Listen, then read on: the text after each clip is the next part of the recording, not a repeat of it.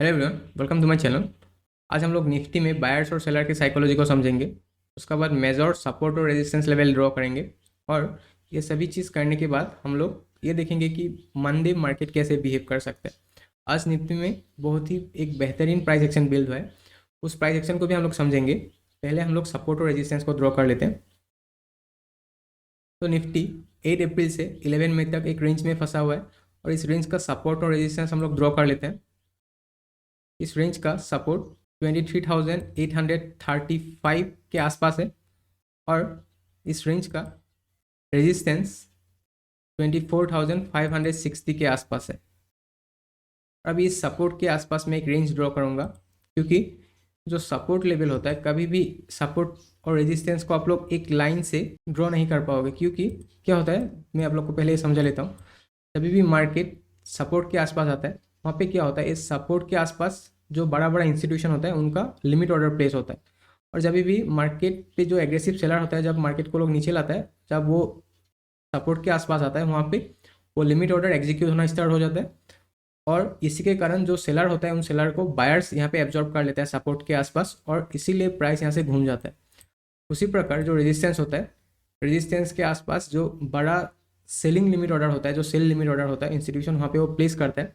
और जब भी मार्केट रेजिस्टेंस के आसपास जाता है, वो जो सेल ऑर्डर होता है बड़ा बड़ा, वो सब एग्जीक्यूट होता है। और इसी के कारण मार्केट वहाँ से रुक के रिवर्स चलाता है मार्केट पे। तो हम लोगों ने सपोर्ट को ड्रॉ कर लिया है। रेजिस्टेंस के आसपास भी एक जोन बना देंगे हम लोग। तभी हम लोग को सपोर्ट और रेजिस्टेंस मिल गया। इस सपोर्ट और रेजिस्टेंस के बीच में एक ऐसा प्राइस लेवल है जिसको हम लोग कंट्रोल प्राइस कहते हैं। और इसको ड्रॉ करने के लिए मैं फिक्स रेंज वॉल्यूम प्रोफाइल का यूज़ करूँगा, क्योंकि मार्केट 8 अप्रैल से 11 मई तक रेंज में फंसा हुआ है। इस रेंज का जो कंट्रोल प्राइस है वो ड्रॉ करने के लिए मैं 8 अप्रैल से 11 मई तक जो वॉल्यूम प्रोफाइल है उसको ड्रॉ करूँगा। तो कुछ जो कंट्रोल प्राइस है वो इस प्राइस के आसपास है, 24,196 के आसपास है। पहले मैं कंट्रोल प्राइस को ड्रॉ कर लेता हूँ, उसके बाद आप लोग को बताऊंगा कि प्राइस लेवल इंपॉर्टेंट क्यों होता है ऑप्शन ट्रेडर के लिए। तो देखिए, ये प्राइस लेवल पहले यहाँ पे एक रेजिस्टेंस की तरह काम कर रहा था, फिर से इस प्राइस लेवल पे एक सपोर्ट की तरह काम किया, फिर से यहाँ पे रेजिस्टेंस की तरह काम कर रहा था, यहाँ पे सपोर्ट की तरह काम कर रहा था, यहाँ पे फिर से एक रेजिस्टेंस की तरह काम कर रहा था, और यहाँ पे सपोर्ट की तरह काम कर रहा था।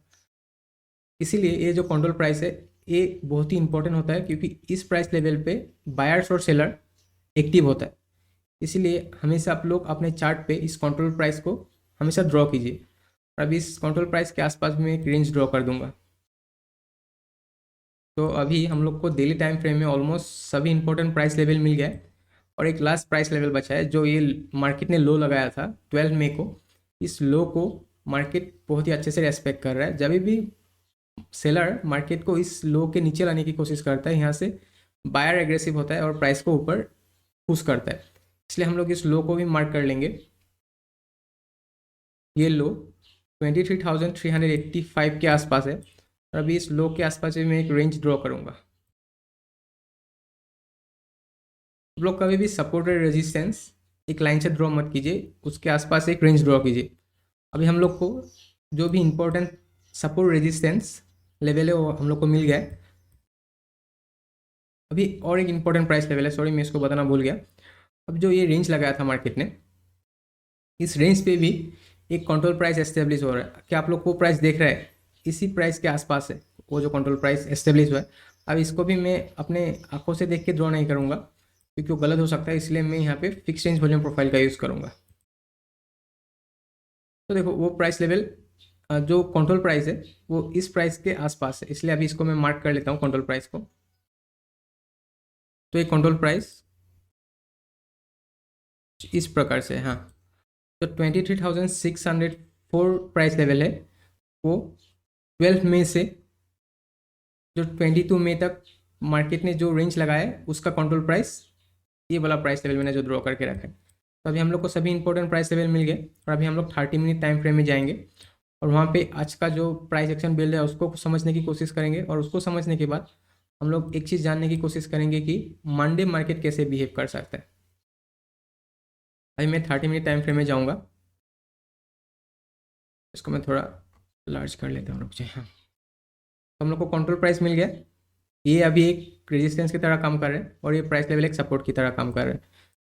तो मंदे मार्केट कैसे बिहेव कर सकता है उसको समझने से पहले आज का जो प्राइस लेवल है उसको थोड़ा डिस्कस कर लेते हैं। क्यों आज का प्राइस लेवल इंपॉर्टेंट है? क्योंकि आज बायर्स ने ये जो रेजिस्टेंस है उसको बार बार तोड़ने की कोशिश किया है। पहले यहाँ पे कोशिश किया था, फेल हो गया, फिर से यहाँ पे कोशिश किया, फेल हो गया, और फिर से एक बार यहाँ पे ट्राई किया, यहाँ पे भी फेल हो गया।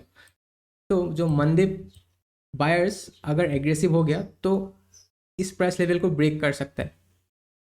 अगर मंडे मार्केट इस प्राइस लेवल के ऊपर ओपन हुआ तो यहाँ से हम लोग को एक शार्प बाइंग देखने को मिल सकता है और बहुत ही हाई चांस है कि मार्केट मंडे इस प्राइस लेवल को ब्रेक करेगा, क्योंकि आज मार्केट ने बहुत बार कोशिश किया था यहाँ पे। इसीलिए आज का ये जो प्राइस लेवल है ये बहुत ही इंपॉर्टेंट हो जाता है हम लोग के लिए। और अगर मंडे को कोई ऐसा न्यूज़ निकल गया मार्केट पे जो मार्केट पे निगेटिव इम्पैक्ट रखता है तो क्या होगा?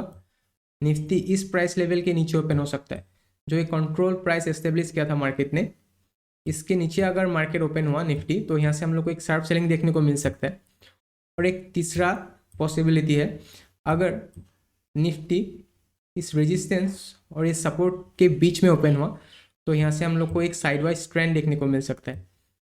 तो अभी हम लोग को 3 पॉसिबिलिटी मिला है जो मार्केट मंडे को बिहेव कर सकता है। सबसे हाईएस्ट पॉसिबिलिटी यही है, अगर मार्केट में कोई निगेटिव न्यूज़ नहीं आया तो बायर्स फिर से इस सपोर्ट के ऊपर ट्रेड करने के लिए कोशिश कर सकता है मंडे को। और अगर मंडे इस प्राइस लेवल के ऊपर निफ्टी ओपन हुआ तो यहाँ से हम लोग को एक एग्रेसिव बाइंग देखने को मिल सकता है। तो आज के लिए इतना ही था। आप लोग अपना जो व्यू पॉइंट है कमेंट सेक्शन पे शेयर कर सकते हैं। Thank you.